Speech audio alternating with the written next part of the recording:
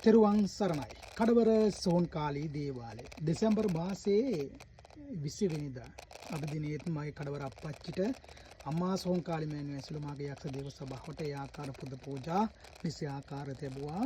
අද දිනේ ජෝර්දානයේ සිටින දරුවෙක් මගේ කලින් රාජකාරියක් කරගත් දරුවෙක්. ඒ දරුවාට යාළුවෙක් ඉන්නවා ඉන්දියාවේ. ඒ දරුවාට කරලා තිබුණා තමන්ගේම සහෝදරයෝ සෝනියම් කරලා තිබුණා තමන් කරන ව්‍යාපාර කටයුතු අඩාල වෙන්න ව්‍යාපාර කටයුතු වලින් හානි සිදු වෙන්න සියලු දේවල් ඉතින් අසනීප දරුවාට හිටගෙන ඉන්නවත් බැරි තරම් අසනීප තත්ත්ව තිබුණා. ඉතින් අද දිනේ මම මේ දේවස්ථානයේ සිට දරුවාට කරපු සෝනියම් දරුවා මේ ෆෝන් එකකින් සිටින ගම මම මේ දේවල් කර දුන්න දරුවාට එකින් එක කිසේ තියෙන කැක්කම අයින් වුණා පාදවල අත්වල බඩේ තියෙන සියලු දේවල් ඒ ආකාරයි කඩවර අප්පච්චිගේ බලමහිමේ අම්මා සෝන්කාලී මෑණියෝ මහසගේ බලමහිමේ කරනවා නම් වැඩක් හොඳින් හෝ නරකින් කර දෙනවා. ඉතින් ඒ දරුවා සත්‍යතාවය දරුවම කිව්වා. ඉතින් ඒකයි මේ දේවස්ථානේ මගේ දේවස්ථානේ තියෙන බලය ඒ වගේම තමයි වසීගුරුකම් වගේක් තිබුණා. ඒ වසීගුරුකම් ජීවන් කටයුතු